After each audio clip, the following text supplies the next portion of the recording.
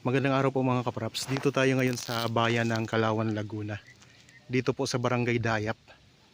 Ah, ang i-offer ko sa inyo ngayon itong property mga kapraps. Oh. Ito ay 3 lote.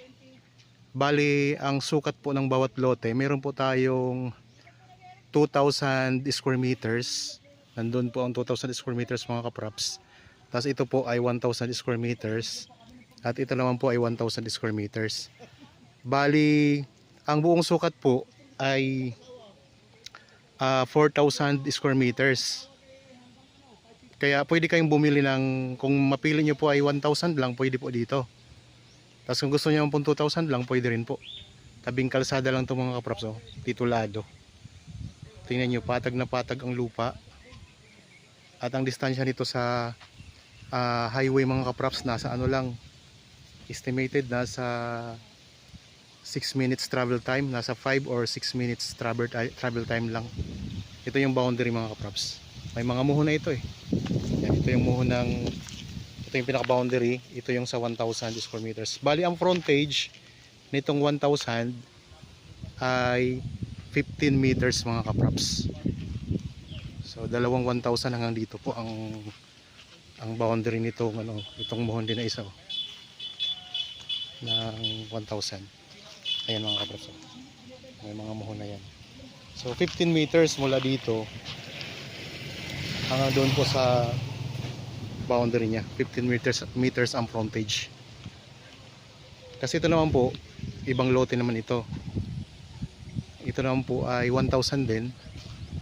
Bali 15 meters din ang frontage. Yan, hanggang dito po ang muhon mga kapraps. Ito. So 15 meters din po ito frontage nito. Hanggang doon po sa tinuro ko kanina.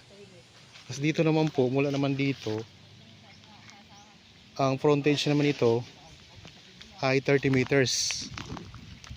Tara. 30 meters po ito mga kapraps. Itong 2,000 square meters, ang frontage ay 30 meters. Baybayin natin ang frontage. Yan, ito yung direction papunta sa highway mga kapraps. Nasa ano lang, mga 5 to 6 minutes travel time lang. Yan, hanggang dito po ang frontage ng 2,000 square meters. Ito yung pinaka boundary, itong poste na to.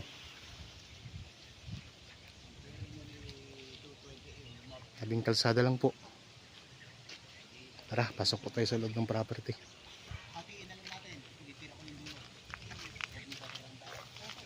Patag na patag ang lupa. Tapos may mga kapitbahay din tayo dito. Ayan mga kapraps, may bahay doon sa likod. Tapos ito mga kapraps, oh, katabi natin. Hanggang dyan ang boundary nito. Yung may mga bakod na semento.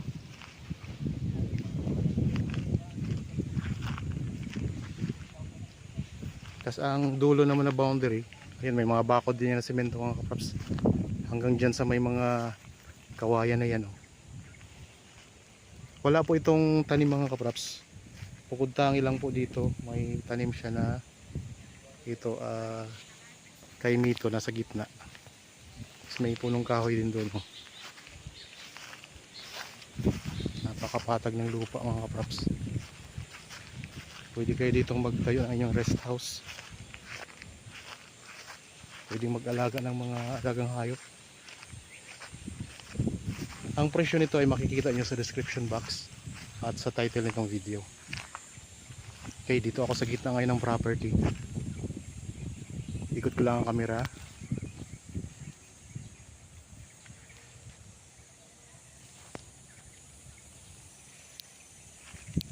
Isa sa kagandahan nito, ang lupa mga kapraps ay pantay sa kalsada. Kaya di mo na kailangang magpa-tambak. Di na tambakin tong property. Ayan o, ayan lang ang kalsada mga kapraps.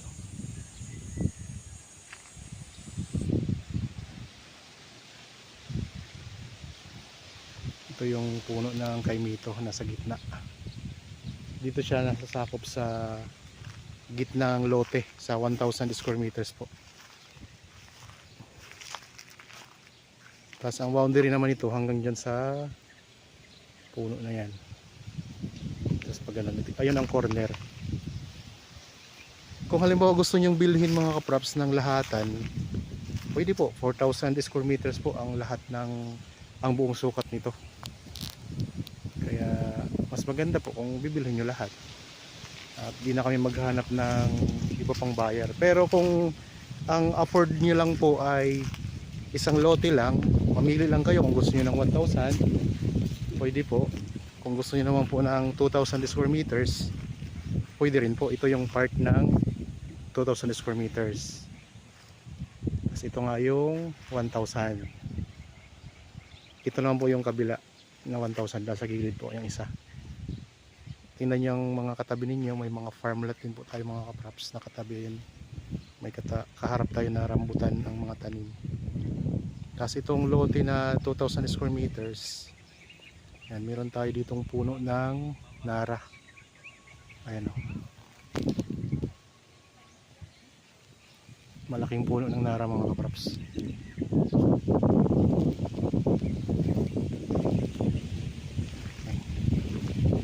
Kung interested kayo sa property, ayan lang po ang mga contact details namin. Mayroon tayong Viber, cellphone number, Facebook Messenger, WhatsApp.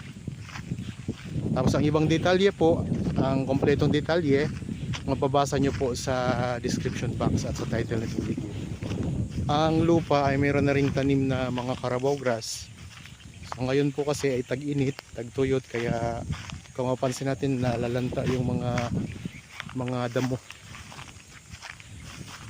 So alam naman natin ngayon ay buwan ng Mayo 2026. Talagang mainit po ang panahon. Ramdam na ramdam po natin yan mga kaprops. Pagdating natin dito sa may dulo, sa may likurang bahagi ng property, tanaw natin dito yung mountain view mga kaprops. May mountain view tayo. Ayun. Yan, tanaw natin yung bundok ng Kalawan, tapos yun po ay Mount Banahon naman po yun.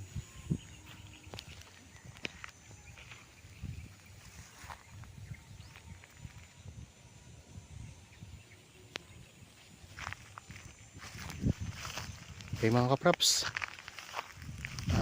nakita nyo naman po ang property. Di ko na kailangang ikutin lahat ng sulok kasi tanaw na natin, kitang kita na natin oh. So dito po ito sa Barangay Dayap sa Kalawan, Laguna. Kung gusto nyo tumira dito, ito napakaganda nitong property na ito mga kaprops. Makaliwalas ang hangin at ang ganda ng mga tanawin. Okay, maraming salamat po sa inyong panonood. Para po sa bago pa lang sa aking channel at napadaan lang dito sa aking channel, huwag niyo pong kalimutang mag-subscribe at pindutin na rin po ang notification bell para maging updated kayo sa mga bagong property na i-offer namin. Maraming salamat po, lagi tayong mag-iingat at God bless po sa ating lahat mga kaprops.